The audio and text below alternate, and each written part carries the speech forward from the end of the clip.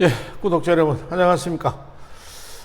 저번 시간에는, 건축기능사 국가기술 자격증을 왜 취득해야 하는가에 대해서, 내국인과 외국인의 경우에 있어서, 기본적인 것이 이런 것이다 라고 말씀을 드렸습니다. 오늘은 그 두 번째로, 이제 그 현장 관리인의 어떤 그 위치에서 이제 그 위의 위치가 현장 대리인이에요. 현장 대리인. 현장 대리인은 보통 우리가 그 현장에 있어서 현장 소장이라는 분들이 계십니다. 이분들의 얘기인데요. 그럼 현장 소장을 하려면 어느 정도의 역량을 갖추어야 이제 그 현장 소장을 할 수 있느냐? 이것을 말씀을 드리려고 합니다. 먼저 우리가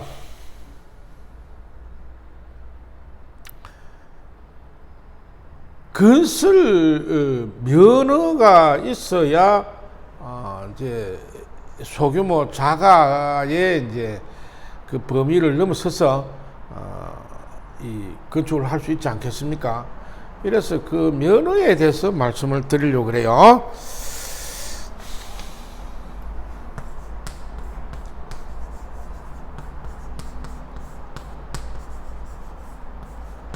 건설 면허에 대해서 말씀드렸는데, 처음에 이제 건축 면허가 있을 것이고, 두 번째 토목이 있을 것이고, 전기가 있고 조경이 있지 않겠습니까? 저희는 오늘 건축과 토목에 대해서 얘기할 겁니다. 그러면은 건축이든 토목이든 이거는 합해가 우리 토급 면허라 그랬는데, 이것을 내게 되면 이제 면허를 나눌 때 첫째는 종합건설이에요. 종합건설.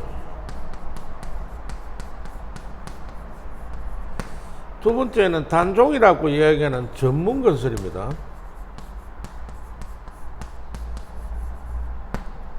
먼저 종합건설에 대해서 말씀을 드릴게요. 종합건설 면허를 신규로 이제 취득하려고 한다.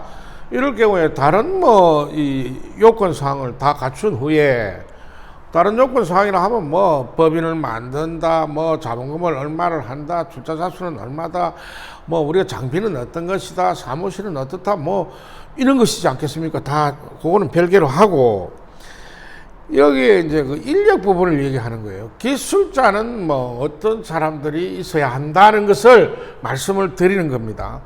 그리고 그 기술자는 일단 한국건설인 협회에서 발급하는 그러니까 경력수첩이라고 있어요. 경력수첩.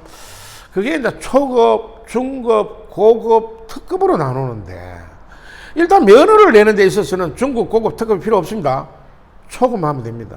초급을 종합건설일 경우에 예를 들어서 5명이 필요하다 이럴 경우에, 그러면은 5명 중에 1명이 되고자 한다 이 말이겠죠. 그러면 그 사람은 어떤 요건을 갖추어야 되느냐, 이게 문제가 되는 거예요. 그래, 초급 이제 경력 수첩을 갖추자면 점수가 있어요. 점수. 이 점수를 우리는 역량지수라 그러는데, 이 역량지수가 35점에서 55점까지, 물론 35점 이상 100점이 되면서도 나는 초급 하겠다 할 수 있습니다. 그러나 기본적으로 35점은 넘어야 된다. 그 35점의 기준이라는 것이, 첫째 학력 점수가 있는데, 그 비전공일 경우에 학교 다닐 때, 고등학교, 대학교 다닐 때 전공자가 있고 비전공자가 있지 않겠습니까? 비전공자일 경우에는 고등학교 이상 졸업자에 한해서, 그러니까 전문대학에 2년, 3년, 4년, 전문대학에 4년 없죠. 2년, 3년짜리 하고 4년제 대학에 4년 유학 다 포함해도 10점 이상 주지 않는다.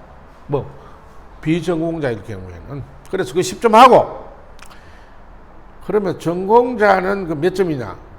그 말씀 나온 김에 전공자 몇 점이고 말씀드릴게요. 먼저 고등학교 다니면서 이제 뭐 건축과 나왔다 나는. 예전은 막 토목과 나왔다. 그게 아니면은 그게 안 오더라. 그와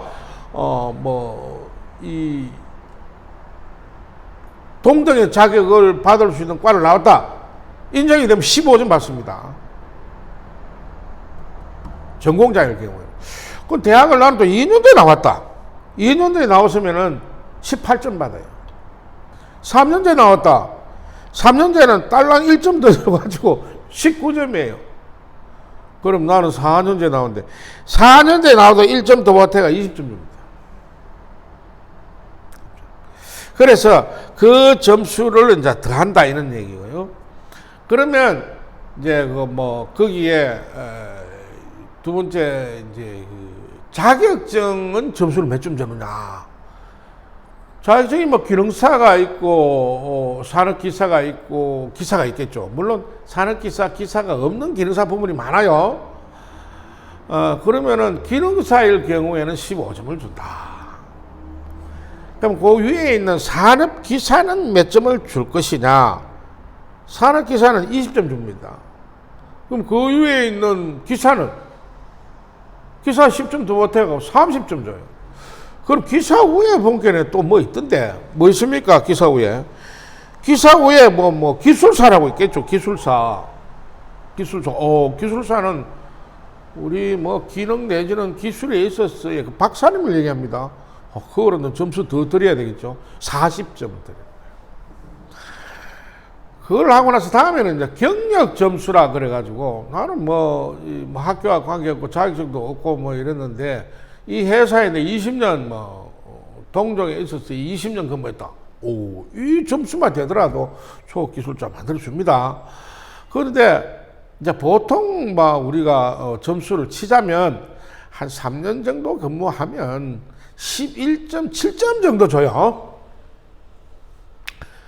그러면 35점이 넘지 않습니까? 왜냐하면 기능사 한 개 땄다. 15점. 나 고등학교 이상 나왔다. 10점. 경력 3년 이상 있다. 11.7점. 그래 36.7점 되지 않습니까? 그럼 이 기술자 수첩은 도대체 어디서 만들어주느냐?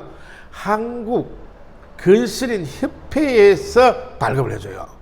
그 점수가 인정을 받으면. 그러면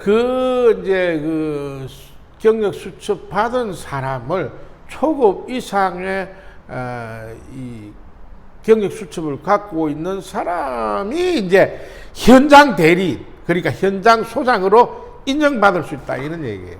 그러니까 면허를 취득하는데 또는 면허를 양도양수할 때에도 기술자 부분을 맡을 수 있는 것이 초급 기술자다. 그래서 이 초급 기술자가 중요한데 35점 중에 15점을 마크한다 이런 얘기예요. 그래서 기능사 자격증이 중요한데 고등학교 나왔다.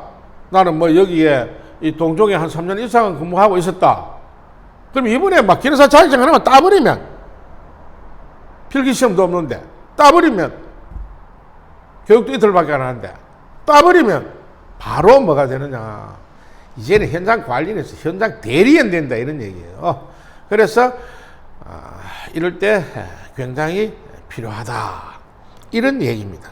토목에서도 마찬가지인데 왜 토목을 적어놨냐 하면은 우리 16가지 이제 기능사 자격증 중에서 몇 가지가 토목과 건축을 같이 써먹을 수 있는 자격증이 있어요. 그게 방수기능사예요.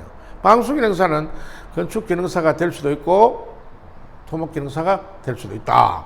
이래서 토목 쪽에 있어서의 초급기술자가 돼야 되겠다. 그러면 그분은 방수기능사를 해야 됩니다. 그분이 건축 도장이나 도배나 이것저것 원소들을 해가지고는 안 된다는 얘기예요. 그래서 어느 종목을 선택해야 되느냐를 생각해 볼 수가 있다. 그리고 결정할 수 있다. 이런 얘기입니다. 자, 오늘은 간단하게 면허에 대해서 이제 말씀을 드릴 거예요. 또 말씀드리는 김에 이 면허가 아까 저 밑에 보면은 이제 전문건설이라고 적어놨지 않습니까? 저 전문건설에 있어서 이제 그 도급 한도액이 2억 이하일 경우, 도급 한도액이라 하면 이제 그 사급의 이제 그 도급액을 얘기하는 게 아니고 우리 관급에 있어서의 입찰 볼 수 있는 그 자격의 금액을 얘기합니다. 그게 이제 입찰을 관급의 2억 이하로 보려고 하면 이제 그 지금 이런 초급 기술자 수첩이 없어도 돼요. 그 뭐 해야 되느냐? 기능사 자격증 가진 사람들 2사람 이상만 확보하게 되면 뭐 2억 이하로 이제 그 관급에 입찰 볼 수 있는 이제 그 면허는 취득할 수 있다. 그런 자격의 요건이 된다. 뭐 이런 얘기입니다. 그런데 이제 그 금액에 따라서 또 여러 가지 것들이 변화무성한 게 있는데 그거는 다음에 우리가 뭐 도급 한도액은 어떻고 1군 업체는 어떻고 2군은 어떻고 막 이러한 것은 다음 시간에 또 말씀을 드리려고 합니다. 오늘은 이 면허 취득과 양수양도 여기에 대해서 이제 말씀을 드렸습니다. 다음 시간에 또 찾아뵙도록 하겠습니다. 네, 대단히 감사합니다.